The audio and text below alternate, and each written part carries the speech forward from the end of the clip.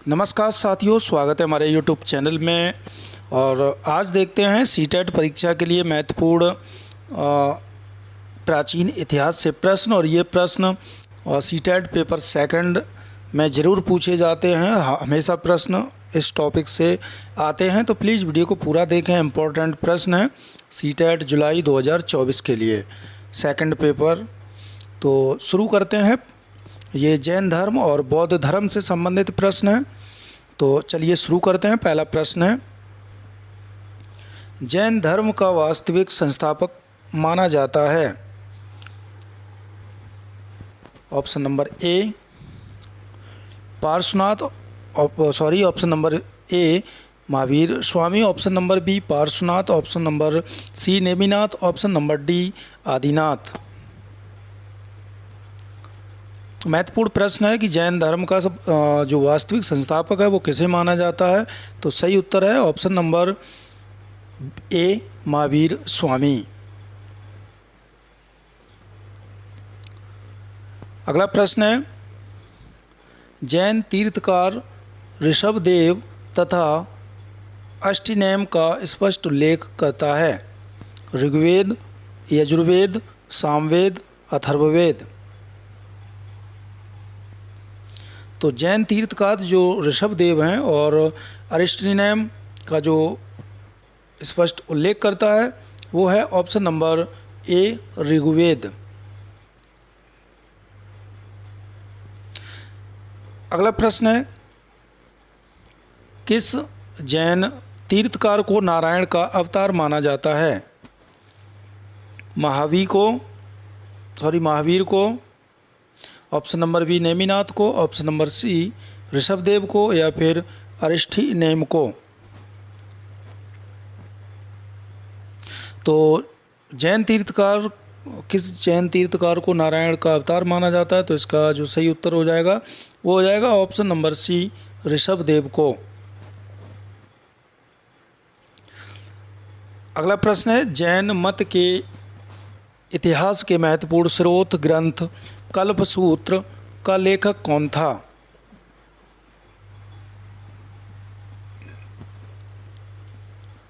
तो इसका सही उत्तर हो जाएगा ऑप्शन नंबर बी भद्रबाहु।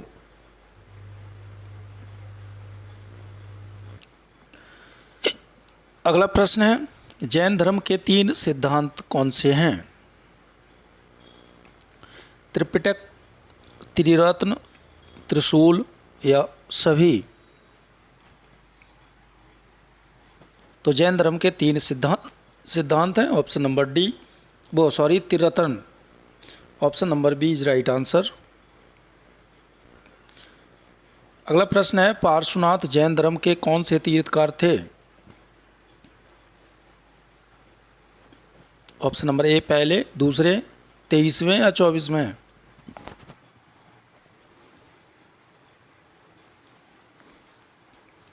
तो पार्श्वनाथ जो थे वो जैन धर्म के 23वें तीर्थकार थे। Option number C is right answer. अगला प्रश्न है, प्रश्न नंबर 7, प्रथम जैन सभा किस शासक के काल में हुई थी?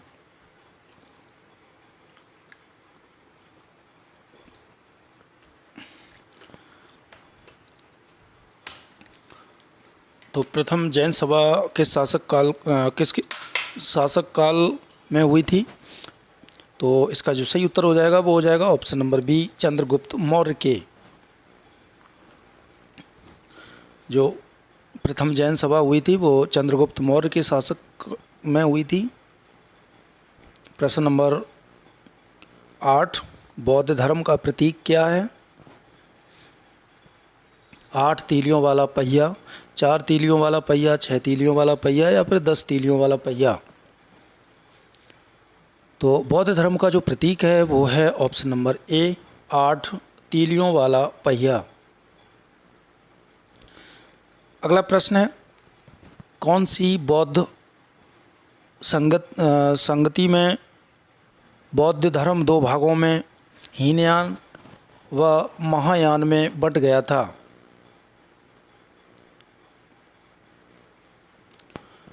प्रथम, द्वितीय, तृतीय या चतुर्थ? तो इसका जो सही उत्तर हो जाएगा वो हो जाएगा ऑप्शन नंबर डी। चौथी जो संगति हुई थी बौद्ध धर्म की, वहाँ दो भागों में बट गया था, हीनयान और महायान में। प्रश्न नंबर 10, बौद्ध धर्म की किस शाखा के अनुयायी बुद्ध को एक महापुरुष मानते हैं, भगवान नहीं तथा मूर्ति पूजा से विश्वास नहीं रखते? तो इसका सही उत्तर हो जाएगा ऑप्शन नंबर ए, हीनयान। प्रश्न नंबर 11, बौद्ध धर्म के त्रिरत्न नहीं हैं, बुद्ध, धम्म, संघ या बौद्धिस्त्व? तो इसका सही उत्तर हो जाएगा बौद्ध धर्म के जो त्रिरत्न नहीं हैं वो हैं ऑप्शन नंबर डी, बोधिसत्व।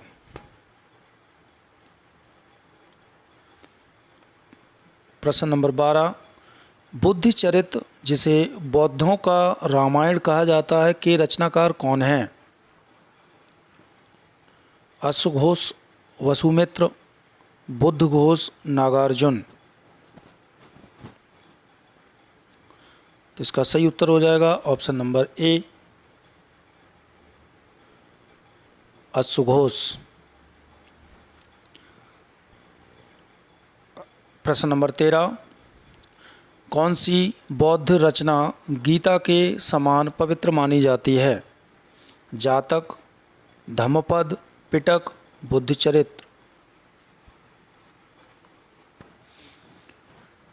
तो इसका सही उत्तर हो जाएगा ऑप्शन नंबर बी, धम्मपद। ये बौद्ध रचना है और ये गीता के समान पवित्र मानी जाती है। प्रश्न नंबर 14, बौद्ध धर्म के संस्थापक कौन थे?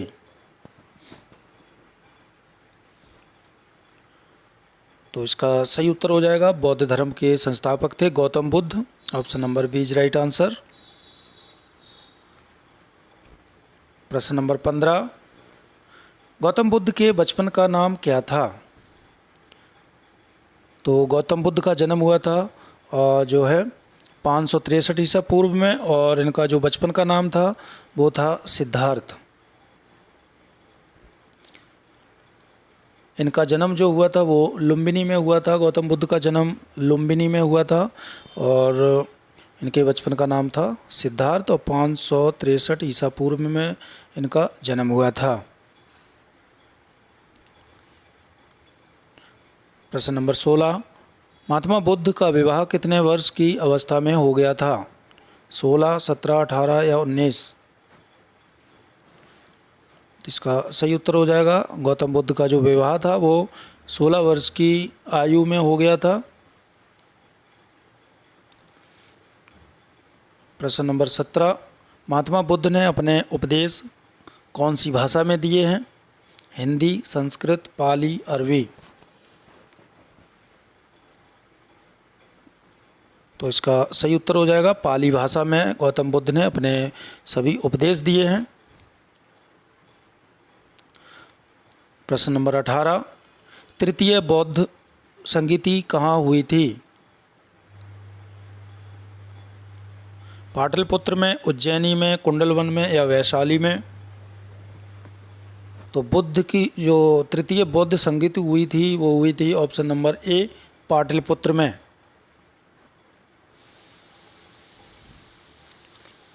प्रश्न नंबर 19, महात्मा बुद्ध की मृत्यु के बाद उनके शरीर के अवशेषों को कितने भागों में बांटकर उन पर स्तूपों का निर्माण कराया गया है? 6 भागों में, 8 भागों में, 10 भागों में या फिर 12 भागों में? तो गौतम बुद्ध की जो मृत्यु के बाद उनके शरीर के जो अवशेष थे वो बांटे गए हैं ऑप्शन नंबर बी, 8 भागों में, और उससे जो है स्तूपों का निर्माण करवाया गया था। प्रश्न नंबर 20, भारत भारत से बाहर बौद्ध धर्म को फैलाने का श्रेय किस राजा को जाता है? कालाशोक को, अजातशत्रु को, कनिष्क को या फिर सम्राट अशोक को? तो भारत के बाहर बौद्ध धर्म को फैलाने का श्रेय जाता है ऑप्शन नंबर डी, सम्राट अशोक का। तो ये थे दोस्तों महत्वपूर्ण बौद्ध धर्म और जैन धर्म से संबंधित प्रश्न, और ये प्रश्न सीटेट परीक्षा में ज़रूर आते हैं और ये सेकंड पेपर के लिए बहुत ही महत्वपूर्ण है। तो प्लीज़ वीडियो को शेयर करें, लाइक करें। धन्यवाद।